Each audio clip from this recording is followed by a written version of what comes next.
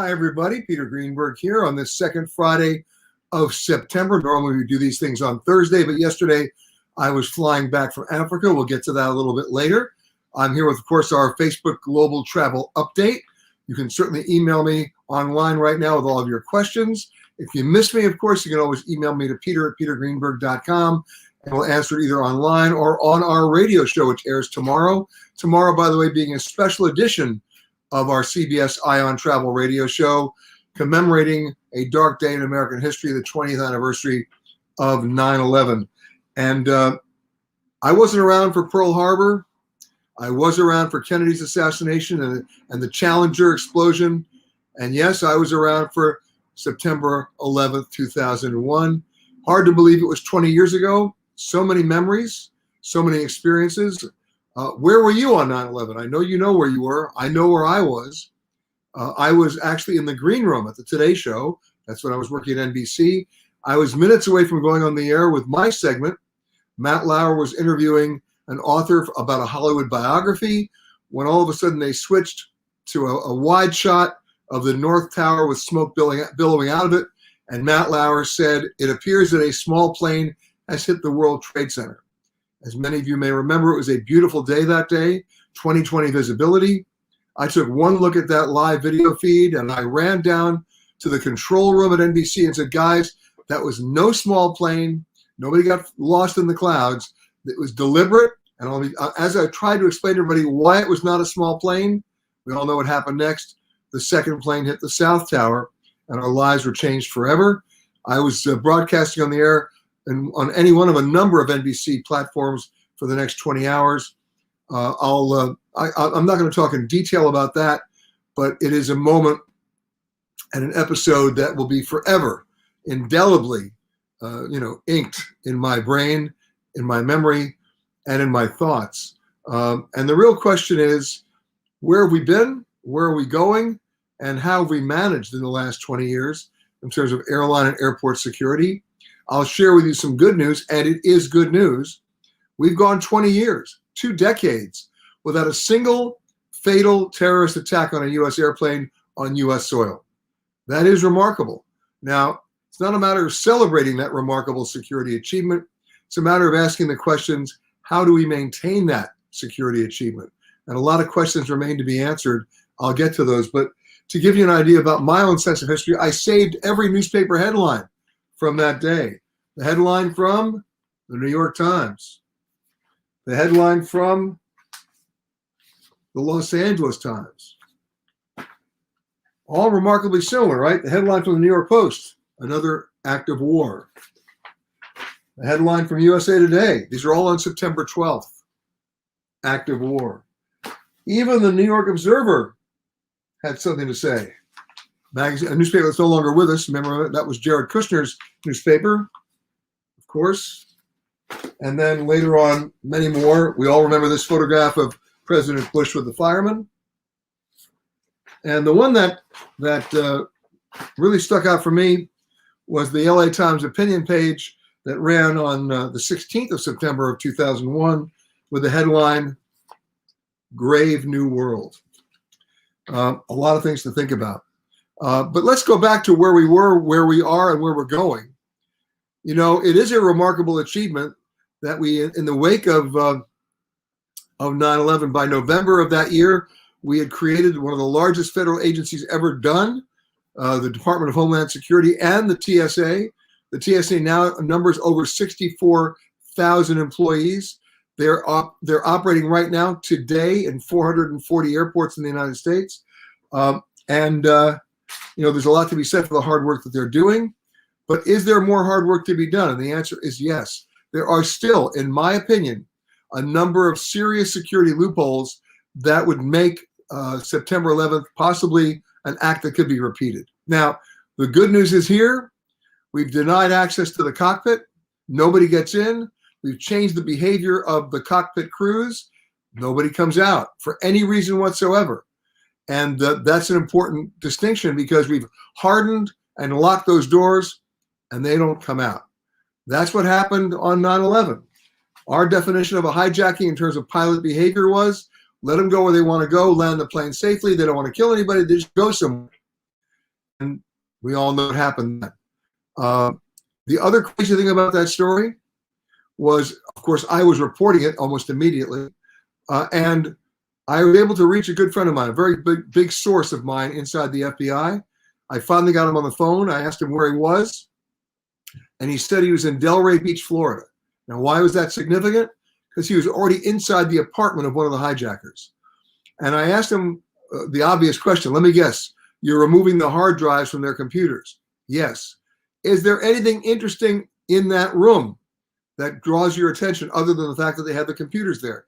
He said, no, just a mouse and a joystick. I said, wait a minute, a joystick? Go back in there. And sure enough, what do we find? They were using something you could buy right off the shelves in those days at CompUSA, Microsoft Flight Simulator 2000. Now, what's significant about that? Well, if you went back and bought one of those prior to 9/11, it was a simulator game. Well, it was pretty real.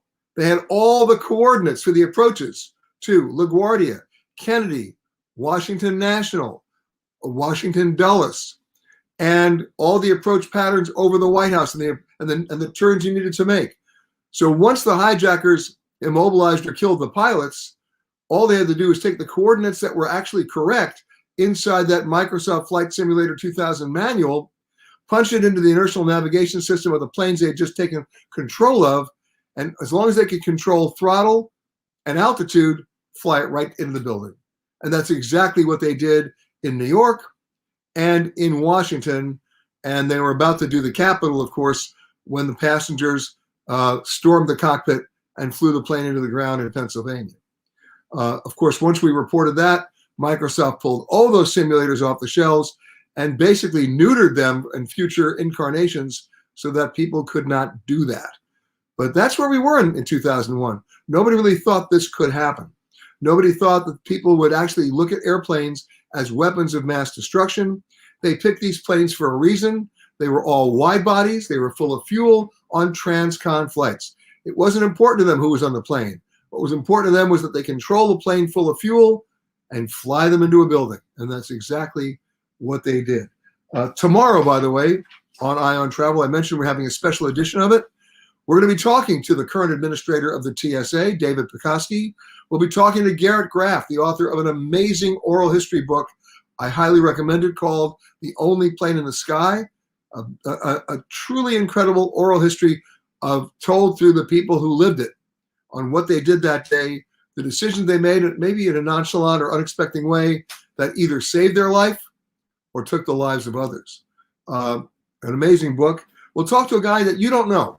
You've never heard of his name. His name is Ben Sliney.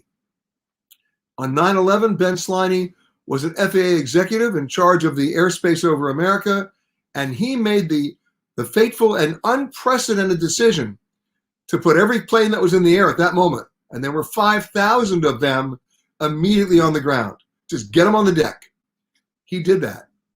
And speaking of getting planes on the deck, we'll be talking to Claude Elliott, someone I know pretty well because on the 10th anniversary of 9/11, I went to visit him. He's the former mayor of Gander in Newfoundland. And his story is remarkable, as is the story of all the people of Gander, because in one short period of time, a few dozen wide-body planes landed nose to nose on the runway in Gander, an airport that might on a good day have 3 flights. They had like 37 wide bodies on the ground.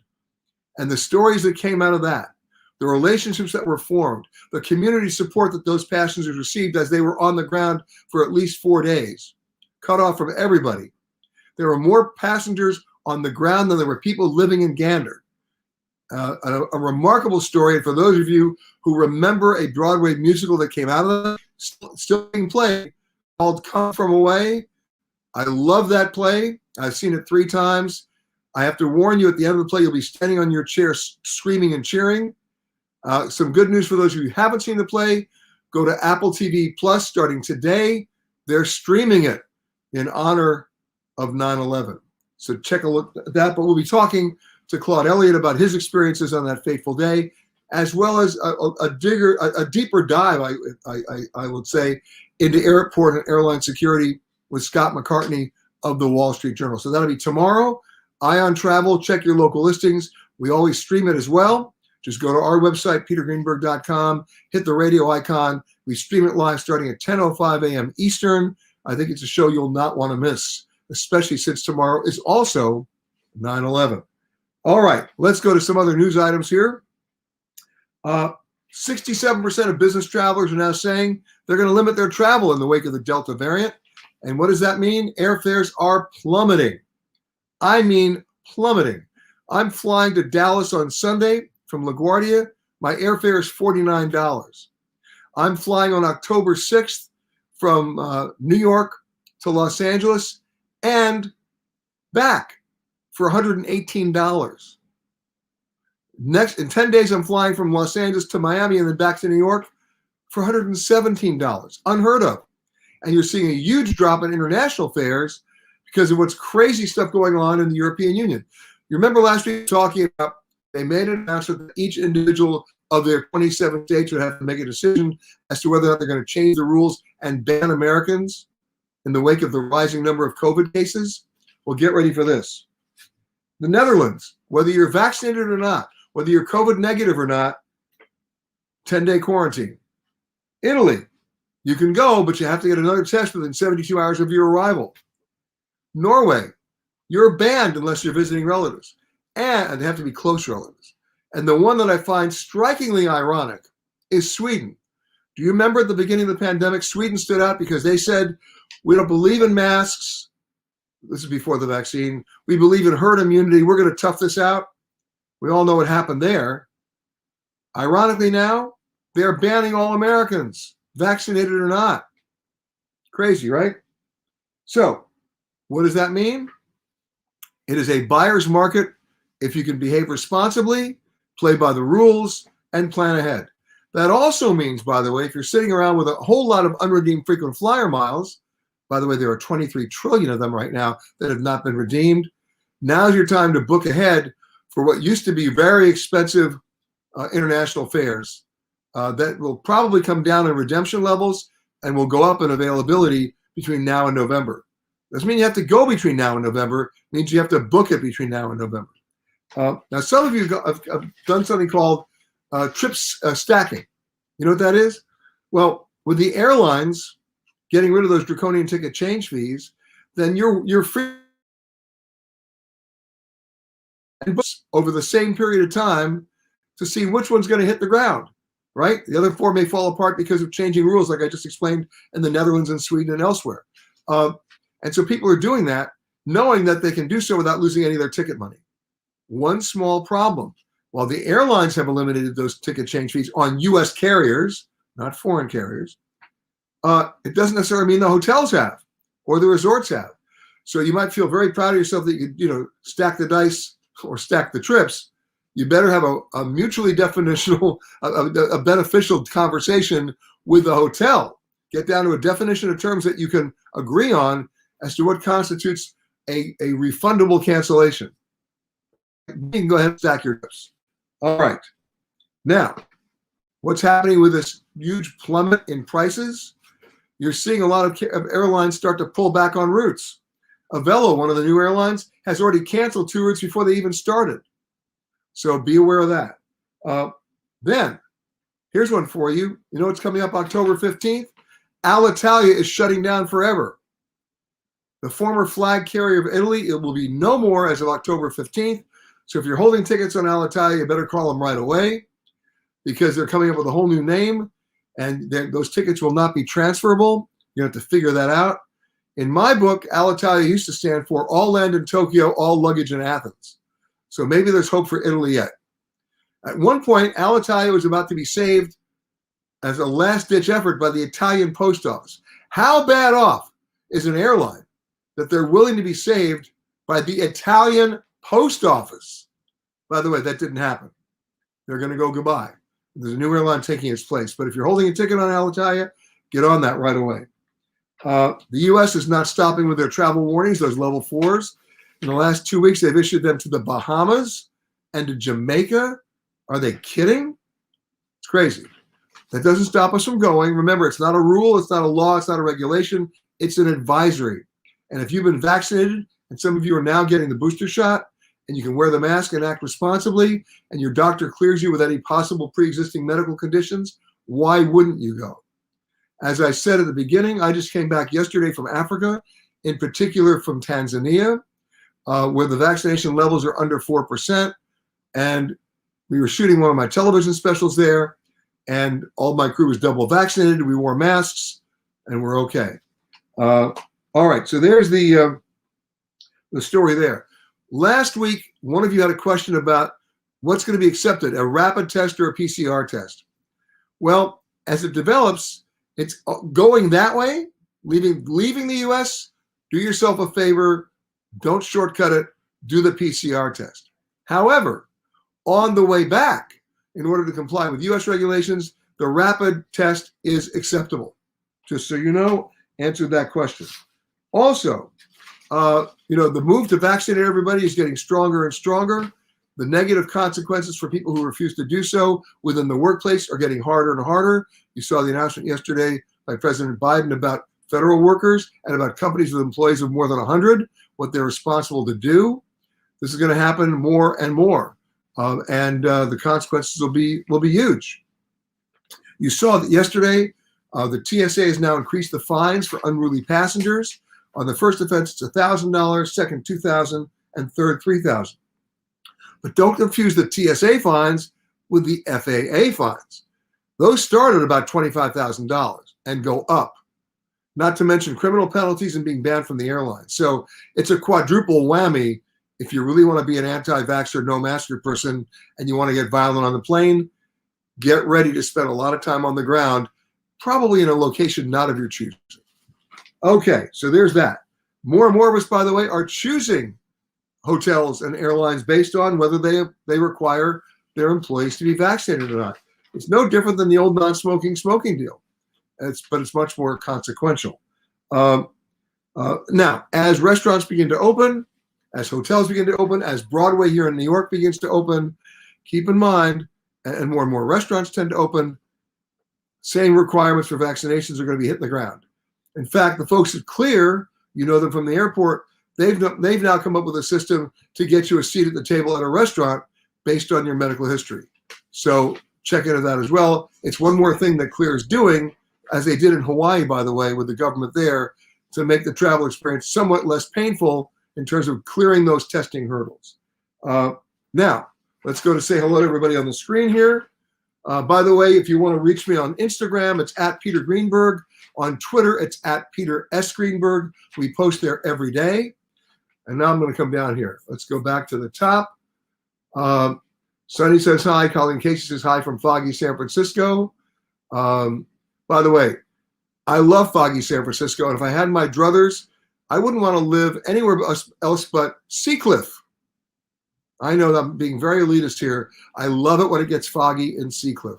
Hello from Alabama. Bernice says hello from Tanzania. Oh, by the way, one more security thing I want to share with you. The real question, remember I said before, is how do we maintain a great security system? Well, let's talk about it. We don't maintain a great security system by asking the three most stupid questions ever asked since 1988 that can only be answered by yes, yes, and no. And is always answered by yes, yes, and no. Did you pack the bags yourself? Have they been with you at all times? And did anybody give you anything? You can train somebody whose seventh language is English to say yes, yes, and no. And what does it tell the security people that's going to be of interest to them? Zero. The Israeli model tends to work better. Ask people questions that can't be answered by yes or no. For example, if I'm a homicide detective and I think you killed that guy over there, the first question I'm not going to ask you is, did you kill him? I will engage you in a conversation. And somewhere in the middle of that conversation, I'm going to say, so what'd you do with the gun? If you answer that question, we have grounds for a much more important conversation. And that's what's not really being done. The TSA, they have a tough job. Think of how many people they're screening every single day. Not just in terms of your carry-on bags, your check bags. They need to do a better job of training their agents in what? Behavioral profiling. So that if somebody comes up and doesn't know where they're going or what their ticket says, or they seem to be extremely nervous about what may be in their bag, you don't have to ask them the yes, yes, and no questions. You can ask them, What's in the bag? How about that? Other behavioral aspects to focus on that the Israelis do such a great job on. Another thing that happened to me just yesterday, coming back from Tanzania, it's the same stupidity. By the way, it's well-intentioned stupidity, but it is still stupidity. Here it is. I put my carry-on bag through the conveyor belt, and what do they discover and seize? Nail clippers. It's 2021. Why is that absurd? Because 18 minutes later, when I boarded the flight, they gave me one of these for dinner. Hello. What did that accomplish? I call it a conspiracy of CVS pharmacies. But seriously, even the 311 rule, we understand it. We don't want anybody making chemical explosives in the bathrooms. But you need a whole lot of 3-ounce bottles and a whole lot of people spending an inordinate amount of time in the bathroom to do that. And the odds of that happening are relatively remote. What's the matter that counts here is they've locked and made inaccessible the cockpit door. Anyway, let's keep going here. Hi, Reno with clear skies from Reno. Okay, Melissa. Stephen, greetings from Hartsfield Jackson International. By the way, speaking of vaccination and non-vaccination, remember when we went to smoking and non-smoking? What distinguished the airport in Atlanta? Remember those smoke-filled smoking rooms they had at the airport? It was like a bad feeding day at the zoo every time you walked by. You saw people huddled in there, just smoke going everywhere in the room like this. Do you see those rooms there anymore? You do not. All right. Peter says, greetings from Rwanda. We miss you here. I miss you there, Peter. We were just next door, just 2 days ago in Tanzania. Sonny says, my U.S. Air Force navigator's brother was the pilot of the first plane that hit the WTC. That was the American plane. I remember it. Wow.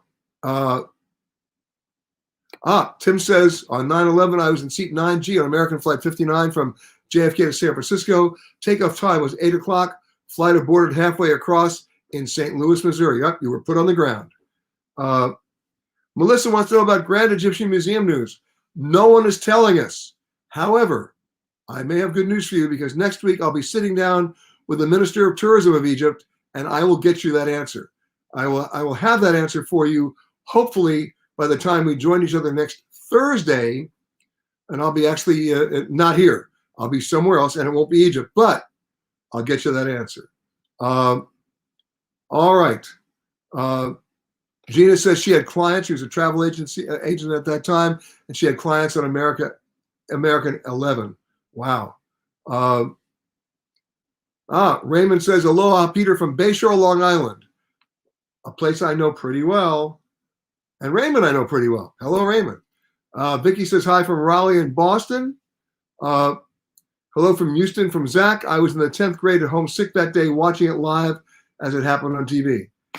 I remember where I was. I was playing ball in the schoolyard on November 22nd, 1963 when we got the word. And then we didn't know what to do. And finally we said, well, I guess we should go home. And we did. And then I was glued to our black and white television for the next 4 days. Agnes says, come from away is excellent. You bet it is. Again, it's being streamed today on Apple TV Plus and throughout the rest of this month. If you have a chance and you have access to Apple Plus, watch it. By the way, the play's coming back to Broadway too. Really good. Okay. Lynn Mason says she was the casting director on the Emerald sitcom. Remember Emerald? If you remember, anthrax mailings happened shortly after that too. NBC would not allow us to open our mail and security was beyond tight. I was at NBC then as well. We all remember about the anthrax scare to Tom Brokaw. And I got my mail, I think, 4 weeks late because everything had to be scanned and essentially x-rayed. Lindy's flying her flag this weekend. I support that. Alexander says, I missed my Northwest flight from Zurich to Dulles. I would have been diverted to Canada. Yes, you would have been one of those planes on the ground in Gander. Listen to my show tomorrow. It's an amazing story about what the people of Gander did under unbelievable circumstances. Okay, Joy wants to know, is now the best time to purchase airfare traveling the week after Thanksgiving or the week after Christmas? You bet it is. It's a dead week. Remember, we have 2 dead weeks in travel every year. regardless of pandemic. It's the week immediately after our obligatory dysfunctional family get-together known as Thanksgiving, and it's the week after New Year's when we're simply just recovering. So yes. All right. I'm going back here. Hold on a second. We have more people here. I'm just scrolling back up. Oh, yes. I'm going to be speaking this Sunday. I mentioned I was going to Dallas at the Travel and Adventure Show in Dallas. And Nancy says, be safe in Dallas because they don't seem to do masks or vaccinations. I do masks, and I've already been vaccinated. I'm going to be fine. And I hope you'll come and see me. Okay. Oh, now we're coming up with other funny names for Alitalia. Always late in taking off, always late in arrival. I have them for every airline, by the way. Pan Am, please apologize now, another mistake. Eastern, every airplane starts today except right now. TWA, try walking across. And of course, my all-time favorite, I did not make this one up. I take no credit for it. You got to admit that somebody must have stayed up very late at night to come up with it. I'll clean it up a little bit. It's Lufthansa. Let us blank the hostess and not say anything. Okay, I didn't do it. I'm just the messenger here. Okay. From Angel, I'm going on an Alaskan cruise October 2nd, looking for travel insurance. Okay. What kind of insurance are you hoping to get? This is a big issue with me. Are you hoping to get trip cancellation and interruption insurance? There's so many caveats and exclusions on that. I don't think you want to do that. October 2nd is coming up. Your cruise is going to operate. It's just not going to be stopping in Canada. If you're worried about getting sick prior to the cruise, and that's what you're worried about, then buy the insurance. But if you're worried about the cruise ship canceling, the specific reasons that will cover you for a cancellation does not include or do not include substituting a port or weather or political insurrection or violence or pandemic. So don't buy worthless insurance. Take your time. Talk to a travel agent who can talk to you about what your policy covers as well as what it doesn't cover. Okay. Thank you, Ted, for your nice words. Joan says hi from San Jose, California. Joy wants to know, should I call my travel agent and see if we can get a refund back if we're going to Cancun in October? Why won't you go to Cancun in October? They didn't cancel it, did they? So remember, if they cancel the trip, meaning the airline, you'll get the refund if it's a U.S. carrier. If you cancel the trip and they still operate the airplane, you have a problem. However, right now, because they canceled those ticket change fees, you can cancel the trip for any reason, and they'll put that into your wallet, sort of a gift certificate account that you can use for other flights. You're not going to lose your money. But don't not cancel it, because then you will. Okay. Leaving for Sicily on a Wednesday night, should I do my rapid test on Tuesday? I think you misunderstood me. Do your PCR test. If you're leaving on a Wednesday night, do your PCR test on Monday, all right? 72 hours ahead of time. You'll need to show that when you get in there, plus your vaccination, and then within 72 hours of your arrival in Italy, you're going to have to get tested again. That's the new rule. Okay, Michelle says, I'm leaving for Greece Tuesday for his wedding.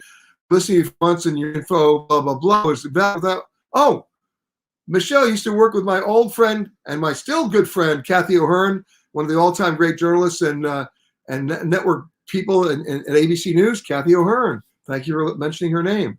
Hello, Karen from Rutherford, North Carolina. And Sonny says, my trip to Kenya and Europe was enjoyable. COVID test was a piece of cake, even in Nairobi. But the COVID test line at Newark was very long. Everything in Newark is very long. Hi from Brooklyn to Yvette. I'm still going through this. Is there any way to get cheaper hotel prices? Yeah, there is. You don't have to stay downtown. You don't have to stay midtown. Think Uber and stay out of town, right? You don't have to be in Chicago. You can be, in Schaumburg and be okay, right? Okay. Andrew dodged the hurricane in Los Cabos. Hello, Evelyn. Okay, let's go back up to the top here. Oh, you know what time it is? It's time to show you our picture of the week. And let's see who submitted it. Let's get it up there. Oh, I submitted it. I win. Let me tell you who that is. And now I'll tell you where I was all of the last 9 days. That is the president of Tanzania, standing on my left or your right. Her name is Samia Hassan. She is the president of Tanzania. A remarkable story. The first woman of color Muslim to lead a country, I might add, of 58 million people. That photograph was taken 3 days ago in the Serengeti. And it's all part of our global television series of specials that we've been doing, by the way, for the last 20 years. I neglected to mention that on September 11th, 2001, we had just finished the very first royal tour of Jordan. And the King of Jordan was in the air to come see me because we were premiering that show, the Royal Tour of Jordan, in a few days in New York and LA. And in those days, the Travel Channel. It was the only plane allowed for diplomatic reasons to turn around mid-flight, refuel in London, and go back to Oman. His plane was not put on the ground in Gander. Ironic timing that we're talking about another royal tour today. The Royal Tour of Tanzania will be airing either in January or February. We'll have more news on it as we get closer. But I just wanted you to know where I was this week with a very influential tour guide, the president of the country itself. So congratulations to me. But if you got a photograph you think is great, send it in and we'll pick it. I promise not to hog that space, but at least it accomplished two things. I happen to think it was a pretty good photograph, and I got to tell you what I did. But I want you to do the same. So send it in, peter@petergreenberg.com. If we like it, it goes up. Let's go to some of your questions that you sent in during the week. From Flora, are no maskers taken off if they're on board planes?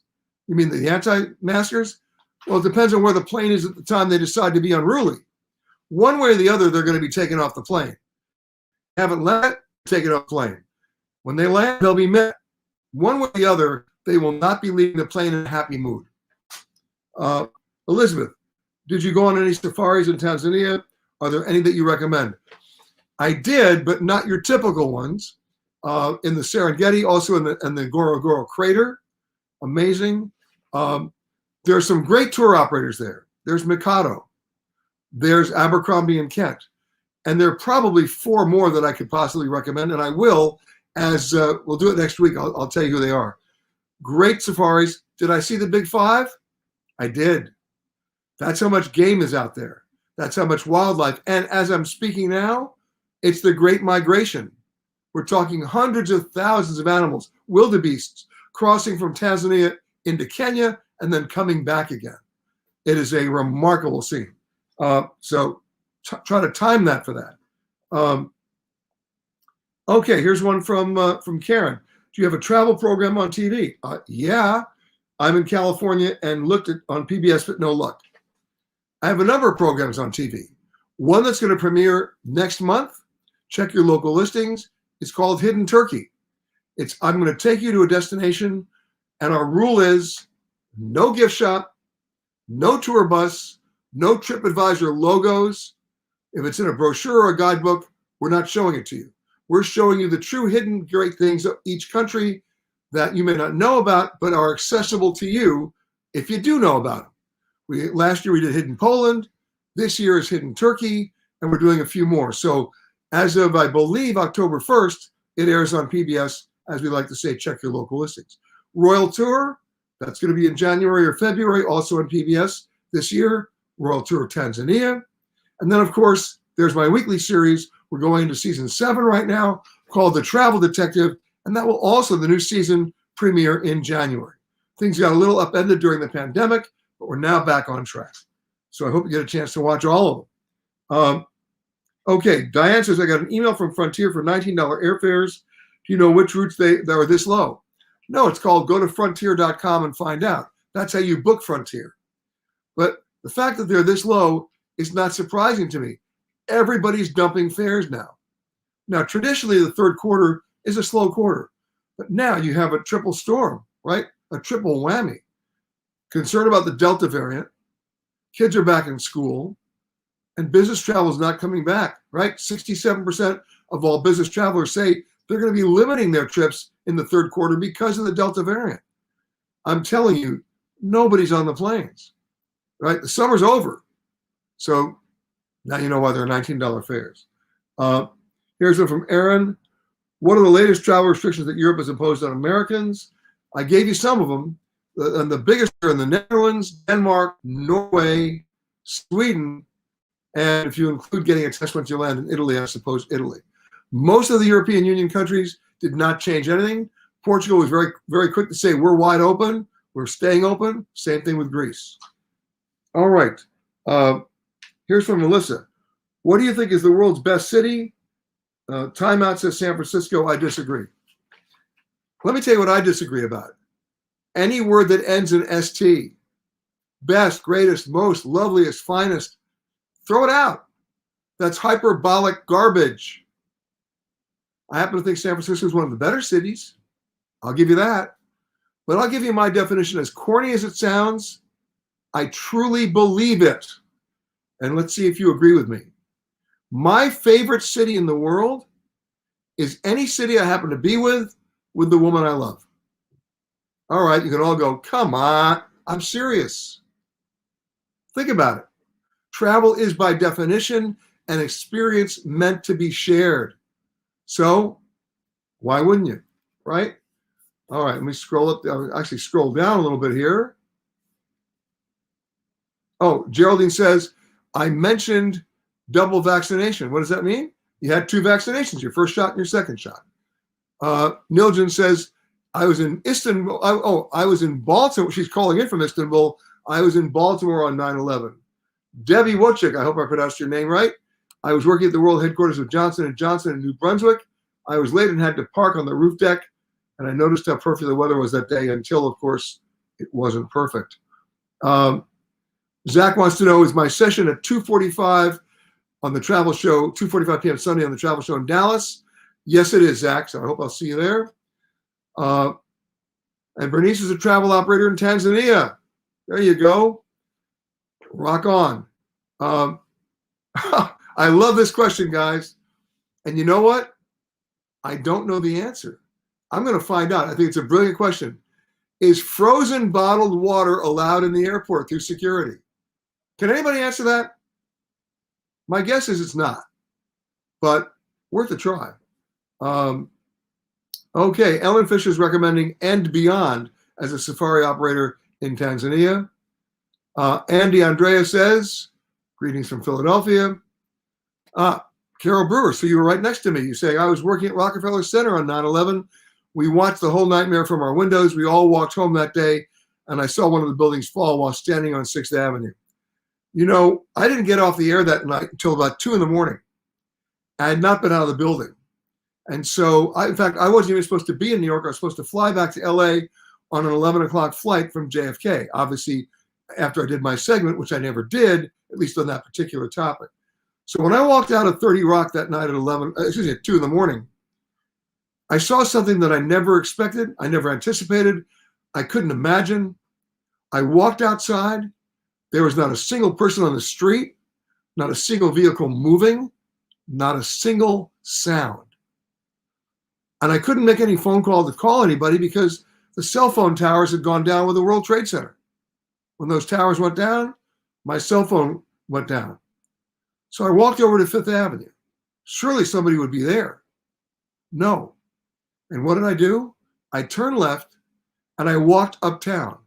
Not on the street, but in the middle of the avenue on the double yellow line. It was the most surreal thing.